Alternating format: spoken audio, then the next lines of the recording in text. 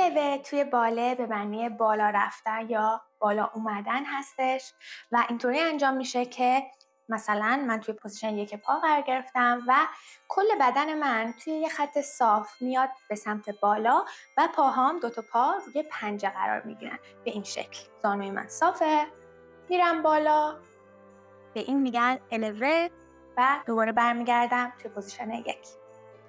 الوه رو شما میتونید توی باز هر 5 تا پوزیشن پا انجامش بدید. تنها چیزایی که باید رعایت کنید در ارتباط با الوه اینه که اولا موقعی که کنار بار دارید این حرکت رو انجام میدید حواستون باشه که خیلی به سمت بار متمایل نشید. موقعی که میخواید برید بالا، من میدونم متوجهم که واسه شروع کار یک کوچولو ممکنه الوه و استفاده از ماهیچه‌های پا سخت باشه و بخواید با بار به کمک بار بتونید این حرکت رو انجام بدید، ولی تا جایی که میتونید از همین الان تمرین کنید که بدنتون رو همونطور که قبلا هم 100,000 بار گفتم صاف نگه دارید پاسچرتون رو و به شکل کج اینجوری نرید بالا، اینجوری صاف شید و صاف برید بالا با سن به سمت یک کوچولو جلو، شکم داخل، شونه ها عقب، پایین، گردن کشیده و صاف و ما اون الوه رو انجام بدیم.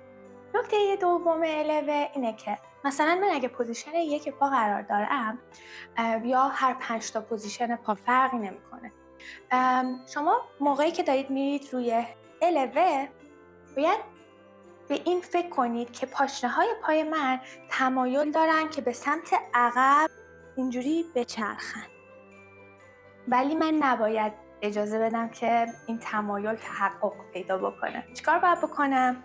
پوزیشن یکم به محض اینکه پاشنه از روی زمین بلند میشه من همه تلاشمو دارم میکنم که پاشنه پا به سمت جلو پوشش میکنم و ترن اوت رو حفظ میکنم. یعنی در واقع من الان ترن اوتم توی حالت الوه یا دمی پوینت. دمی پوینت یعنی چی؟ موقعی که خب کفش باله میپوشیم، از اون کفشایی که بالرینای حرفه‌ای میپوشن و روی پوینت پا قرار میگیرن، در واقع به این میگن پا روی پوینت قرار گرفته. اون کفش مخصوص میخواد و الان فعلا ما اونجا نیستیم. خب به این میگن پوینت. حالا دمی پوینت همونطور که قبلا توی دمی پلیه بود، دمی پلیه یعنی نصف نیمه، خم شدن نصف نیمه، اینجا هم دمی پوینت یعنی پوینت نصف نیمه. نصف پا پوینته ولی پنجه پا هنوز پوینت نیست، به این حالت واسه همین میگن دمی پوینت، یعنی پوینت نصف نیمه. پوینت کامل اینه، دمی پوینت اینه. و موقعی که میخوایم بریم روی دمی پوینت پاشنه رو به سمت جلو هول میدیم. اگه ما پاشنمون ترن اوت نباشه چه اتفاقی میفته؟ خب پاشنه یکم میپیچه عقب، چون ما سعی نکردیم که جلو نگهش داریم و حالا میگیم که اوکی حالا برگرد به پوزیشن یک پا.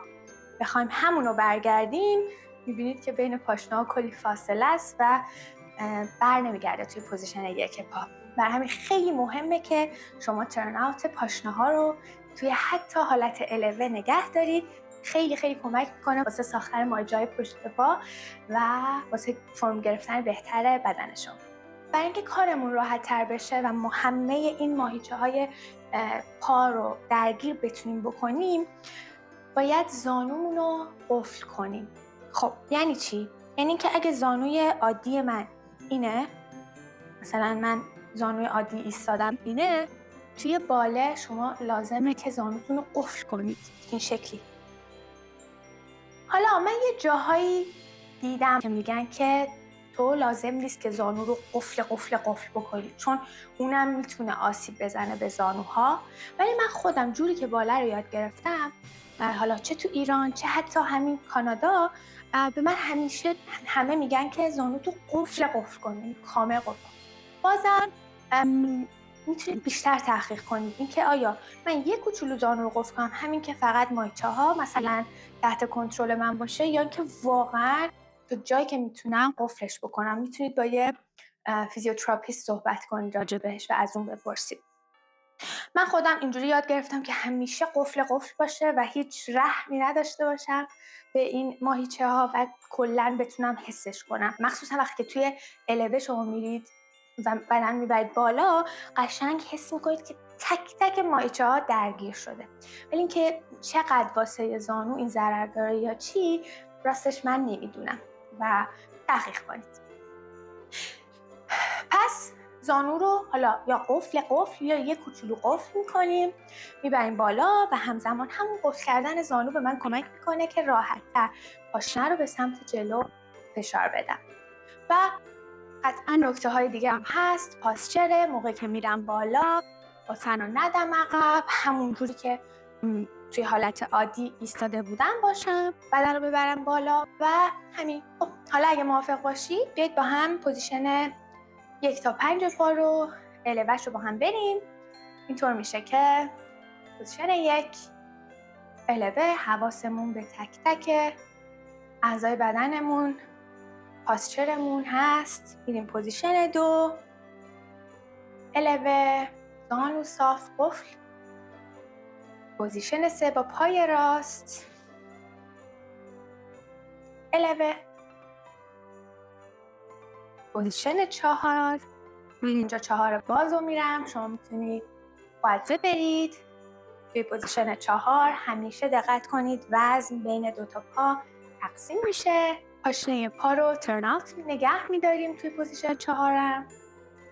پوزیشن 5 الوه و زانو سفت. حالا توی پوزیشن 5 درسته که من الان اینجا هستم و همینو میرم بالا توی الوه، ولی بهتره که شما پاها رو نزدیک کنید به هم دیگه توی الوه. توی پوزیشن 5 اگه 5 فلت من اینه، 5 دمی پوینت من این باید باشه. حالا یکی از پاها یا هر 2 تا پا رو همزمان به هم نزدیک کنید. یعنی مثلا توی کسری از ثانیه من 5م و سریع پای چپم رو میارم پشت پای راست. این کمک میکنه واسه تعادل بهتر، ساپورت بیشتر بدن من.